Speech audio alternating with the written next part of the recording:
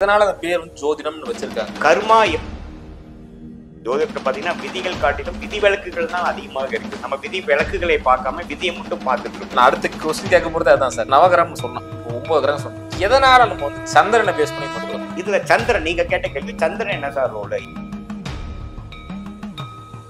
For example நீங்க என்ன ராசி? மீன ராசி. மீன ராசி. என்ன நட்சத்திரம்? உத்திரட்டாதி. உத்திரட்டாதி நட்சத்திரம்.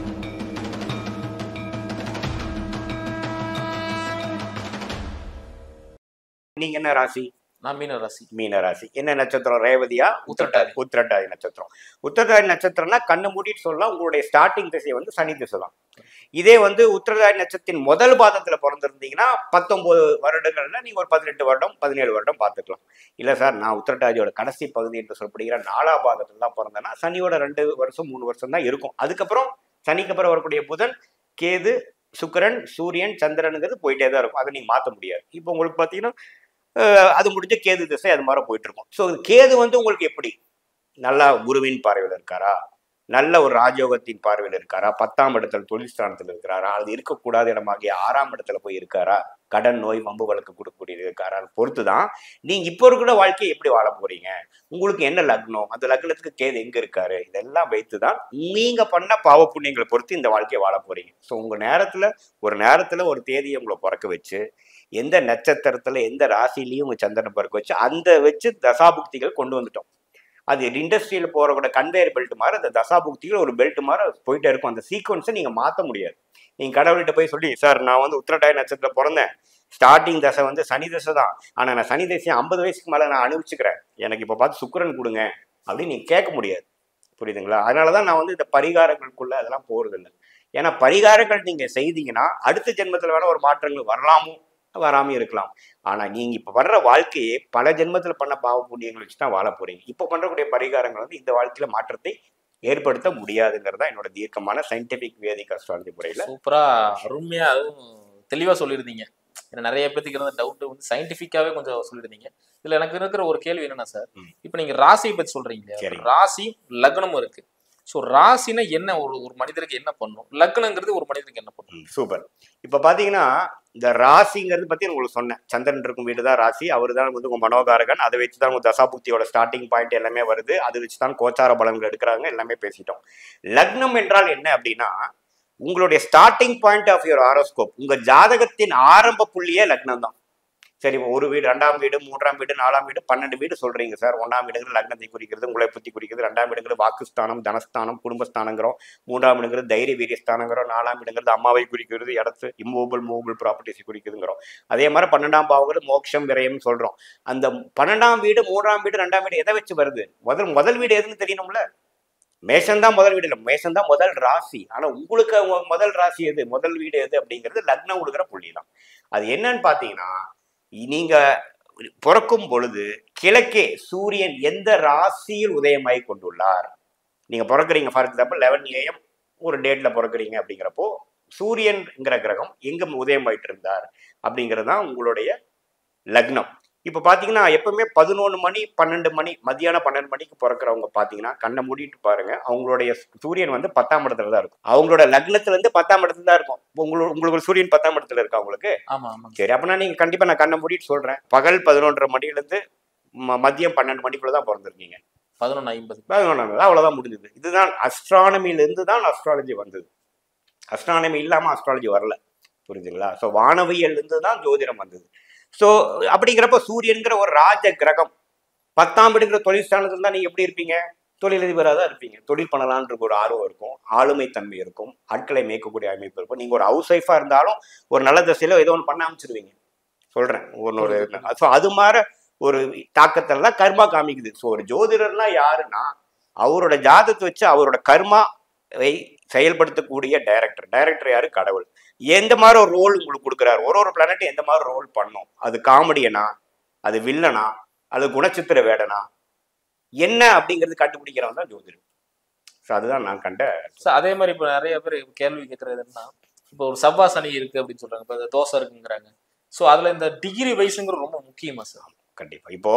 இப்போ நம்ம பேசணும், ஒரு கிரகம் எப்படி இருக்குது பொறுத்துதான் கர்மா செயல்படுதுன்னு பேசணும். சரி, சனியும் செவ்வாயும் வந்து ஆஸ் பர் த வேத ஜோதிடம் சேரக்கூடாது.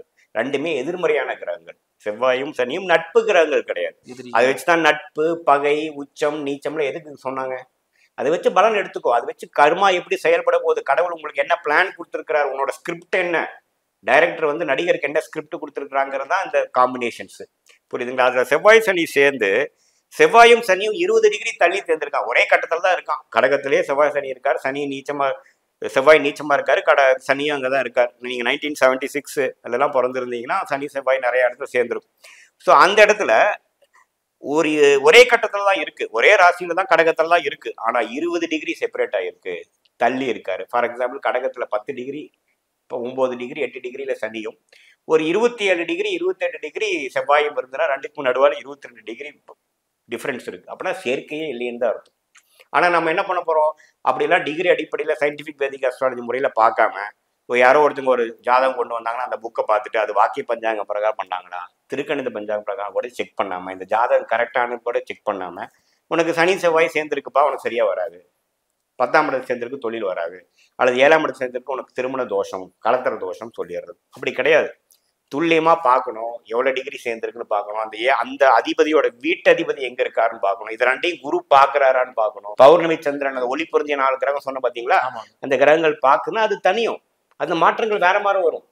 அதுக்குள்ள எதுக்குள்ளேயும் போகாமல் சும்மா ஒரு ஏபிசி மொழி பார்த்துக்கிட்டு ஒரு சென்டென்ஸ் எழுதுறவன் எப்படி எழுதுவான், கிராமர்னு என்ன தெரியாம தான் எழுதுவான். அது மாதிரிதான் பல ஜோதிடர்கள் பண்றாங்க. விதிகளை மட்டும் ஒரு புக்ல படிச்சுட்டு செவ்வாய் சனி சேர்ந்திருக்கு உனக்கு தோஷம், அப்படி கிடையாது. எவ்வளவு டிகிரி சேர்ந்திருக்கு, எவ்வளவு டிகிரி விலகி இருக்கு, எந்த பார்வையில் இருக்கு, யார் அங்க, அந்த செவ்வாயும் சனியும் அந்த லக்னத்துக்கு யோகமான கிரகங்களா, என்ன நவம்சத்துல எப்படி இருக்கு, அதோட இருக்கக்கூடிய நட்சத்திரம் என்ன, அந்த நட்சத்திராதிபதி எப்படி இருக்காரு, இதெல்லாம் பார்த்து தான் பலன் சொல்ல முடியும். இந்த மாதிரிதான் சொன்னீங்க. அதாவது இப்போ ஒரு கர்மா தான் நம்மள வந்து என்னென்ன பண்ணலாம் என்னென்ன பண்ணக்கூடாதுன்னு தீர்மானிக்கும் ஃபுல் அண்ட் கண்டிப்பா. நம்ம அதுதான் வந்து வேத ஜோதிடத்தில் நான் வந்து இன்ஜினியரிங் படிச்சு ஐடி துறையில இருந்து இது மாதிரி ஒரு ஆர்வத்துல வந்து நான் இது வரைக்கும் போனது பாத்தீங்கன்னா, நான் என்னோட கேள்விகளுக்கெல்லாம் விடை எங்க கிடைத்தது அப்படின்னு கேட்டீங்கன்னா ஜோதிடத்துலதான். நம்மளோட கர்மா எப்படி ஏன் செயல்படுது. இப்ப நிறைய டைம் எனக்கு வந்து ஸ்டார்டிங் பாயிண்ட்ல நான் ஜோதிடம் போறதுக்கு முன்னாடி எதனால நான் போனேன்னா, நல்லவனா இருப்பான் நம்ம கஷ்டப்படுவோம், ஆனா கெட்டவனா இருப்பான் அவன் நல்லா தான் இருப்பான்.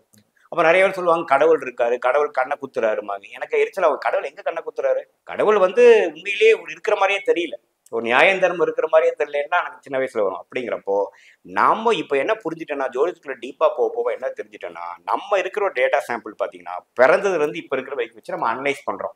நம்ம 6ஆம் அறிவு சிற்றறிவு வச்சு நம்ம ஏதோ கடவுளை ஜட்ஜ் பண்ண பாக்குறோம். ஆனா கடவுளோட ஆற்றல் அறிவுங்கிறது இதோட பறந்தது, பெரியது. அவர் வந்து நீ 10 ஜெனரேஷனா 10 பிறவியில நீ என்னென்ன பண்ணுங்கிற டேட்டா அவர் வச்சிருக்காரு. நீ ஒரு டேட்டா மட்டும் வச்சுட்டு நீ அனலைஸ் பண்ணின்னு எப்படி வருங்க? இப்ப நீங்க நம்ம நல்லவனா இருக்கிறீங்க, இப்ப ஒன்றும் பிரச்சனை இல்லை, அது நீங்க ஞாபகம் இருக்கிற ஒரு 3 வயசுல இருந்து நீ நல்லவனா இருக்குன்னு சொல்றீங்க. போன பிறவில நீ என்னவா பண்ணின்னு யாருக்கு தெரியும்? அதுல பண்ண எஃபெக்டான நம்ம வாழ்ந்துட்டு இருக்கோம். அதனால சரண்டர் டு த காட், அதுதான் மெயினான விஷயம். ஜோதிடம் சில பேர் சொல்லுவாங்க, சார் எனக்கு கடவுள் மேல நம்பிக்கை இருக்கு, ஜோதிடம் நம்ப மாட்டேன். கடவுள் மேல நம்பிக்கை இருந்தா ஜோதிடத்தை நம்பணும். அது கரெக்டான ஜோதிடர்கிட்ட போறீங்களாங்கிறது வேற விஷயம், அது வேற சப்ஜெக்ட். ஆனா கடவுளோட பிளான் என்னங்கிறது தெரியறதுதான் ஜோதிடம். அது மூலமா நமக்கு எது வரும் எது வராது, நம்மளோட பிளான் என்ன, கடவுள் நமக்கு என்ன ஸ்கிரிப்ட் கொடுத்துருக்காருன்னு தெரிஞ்சதுன்னா நீ தேவையில்லாத விஷயத்துல போய் பண விரயம் சமய விரயங்கள்லாம் செய்யாமல் கரெக்டா பண்ணிட்டு ஒரு அருமையான வாழ்க்கையை வாழ்ந்துட்டு போகக்கூடிய அமைப்பு இருக்கு. அதே மாதிரி பாத்தீங்கன்னா இப்ப நிறைய பேர் மாத பலன்கள், இப்போ கோச்சாரமா ராகு கேது பயிற்சி, குரு பயிற்சி நடந்துட்டு இருக்கு. இப்போ வந்து நம்ம ராகு கேது பயிற்சி நினைக்கும் இந்த ராசிக்கு நல்லா இருக்குன்னு சொல்றோம். பட் அதுல ஒரு போட்டுங்க ஒரு 40,000 பேர் இருக்காங்கன்னா அந்த 40,000 பேருக்கே நல்லது நடக்கிறது இல்லை. ஸோ அது வந்து தசா புத்திகளை வச்சுதான் நம்ம வந்து கொண்டு வர இல்லைங்களா? அப்ப தசா புத்தி தான் ஒரு பிளே பேக் பண்ணுது. கண்டிப்பா. ஸோ அந்த தசா புத்தியை பத்தி கொஞ்சம் சொல்லுங்க. கண்டிப்பா. இப்ப நல்லா கேள்வி கேட்டீங்க சார். பொது பலன்கள் இப்பெல்லாம் மாத பலன்கள்லாம் போக ஆரம்பிச்சிட்டாங்க. சில பேர் வார பலன்லாம் கேட்கறாங்க, டெய்லி பலன் கூட இருக்கு. அதெல்லாம் பாத்தீங்கன்னா விளையாட்டா தான் இருக்கு. என்னன்னா மெயினா பாத்தீங்கன்னா நான் சொன்ன அந்த கர்மா தியரி எப்படி வந்து நம்ம லைஃப்ல வந்து உருவெடுக்குது, சம்பவங்களாக வாழ்க்கை சம்பவங்களாக உருவெடுக்கிறதுக்கு தசா புக்திகளே மெயினான விஷயம்.